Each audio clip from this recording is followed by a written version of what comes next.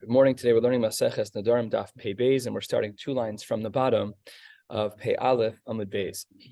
The Gemara is now going to be discussing a woman who restricts Tashmish Hamita as it relates to Nedarim. Is that part of the world of Inui Nefesh, or is that part of the world of Beino Levena? So it says the Gemara, Ba'amine Rava me Rav Nachman. Rava asks Rav Nachman. Rava was asking the Rebbe because Rav Nachman was 3rd century of Amoraim, while Rava was 4th.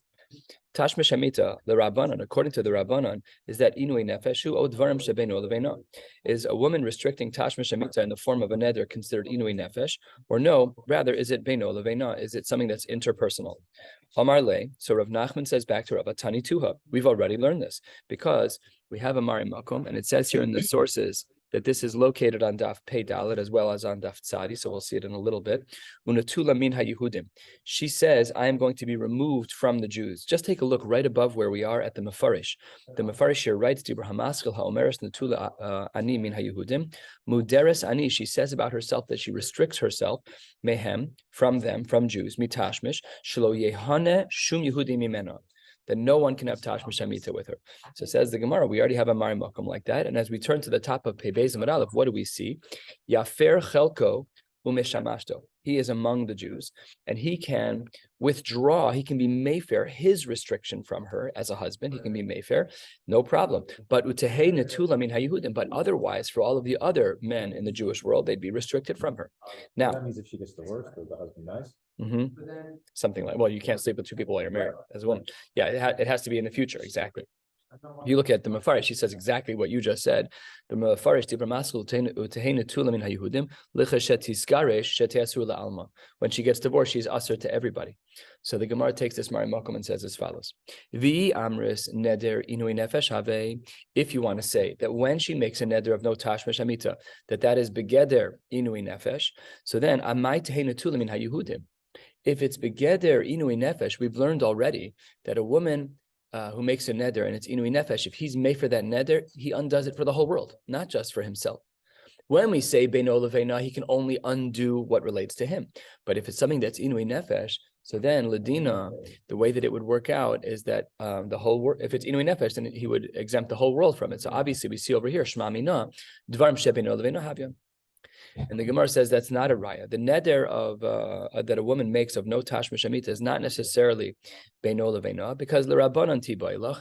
How is it that it's still a question according to the Rabbanan? Because the Mishnah of Mishum dinetula ani min haYehudim, the raya that you brought that it can't be inui nefesh, but rather it's beino levena, that is Rabbi Yossi Ktanilat. That's within the camp of Rabbi Yossi.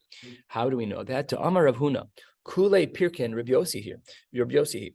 This is a fascinating piece of Gemara. Rav Huna says that our whole perek is under the brand of Rabbi Yossi.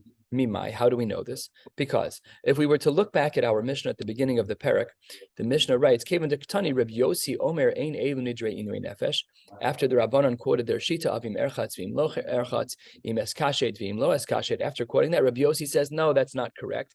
He says, Ein Elu Nidrei Inui Nefesh.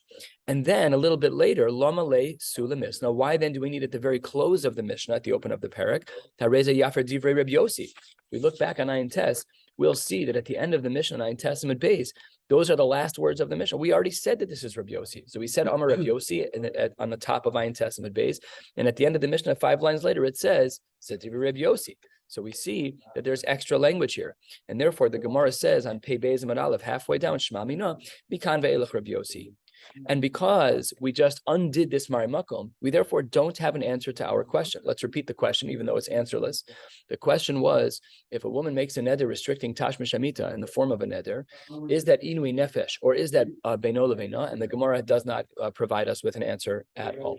We don't know. Halfway down, the Gemara continues and says as follows: Amar Shmuel Mishmei de Levi. Shmuel says in the name of Levi, Kol Nedarim, all forms of Nedarim, Bal Mefer leishto, a husband can undo that neder for his wife. Chutz mean quote hanaasi al ploni she'enu mefer. If she makes a neder to not have benefit from person X in the community, I'm never going to talk to her ever again. So then says the Gemara she'enu mefer, the husband cannot undo that. It's not inui nefesh. And it's also not Beno Leveno. So he has no latitude to undo such a neder. If my wife says that she never wants to talk to one of her friends again, okay, so what am I supposed to do? That's just the way things are. That's not a neder that I can be made for. Aval, Hanas Ploni Alai, to say that, right? She said, what was the first line? Hana'asi al Ploni, that the other person in the community can't benefit from her. But if she says that I can't benefit from someone in the community, that's a little different. Then Mayfair, the husband can be made for that. And the Gemara is going to ask a slew of questions here, 3 in a row, and we'll reject all of them. Tanan, how can you say that, Shmuel? After all, we have a Mishnah.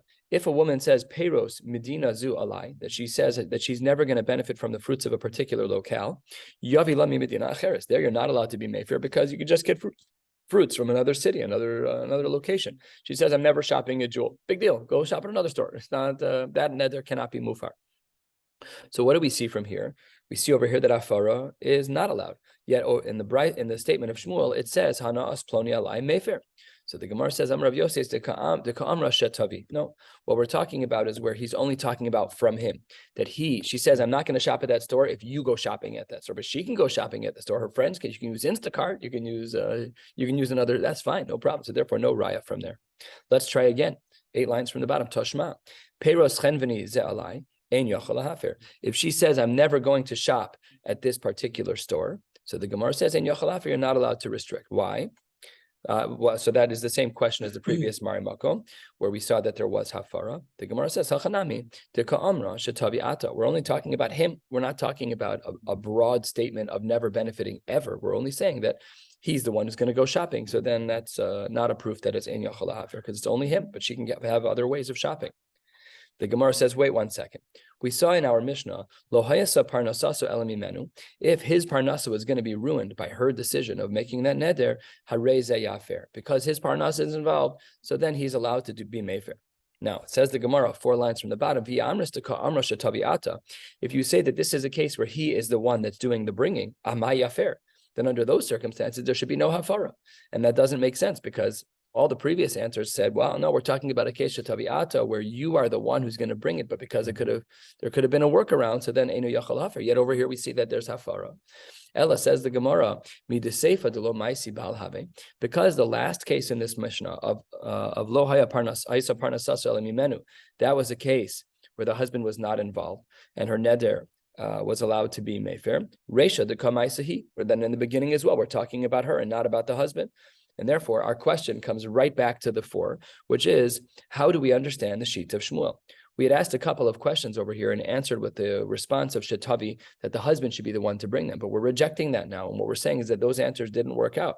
So now our question is back in full force.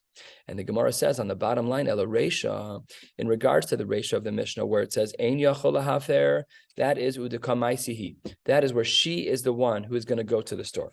And Umas Nisan at the top of Pei Beis and Beis, Umas Nisan Reb Yossi. The Mishnah is talking about only the sheet of Reb Yossi. The Amar Rav Huna, Kule Pirkin Reb Yossi, as we've already seen today. The whole parak is Reb Yossi. So Shmuel aligns with the shita of the Rabbanon, and this the Ran explains on the bottom of Pei Beis and Aleph, in the very bottom Ran there.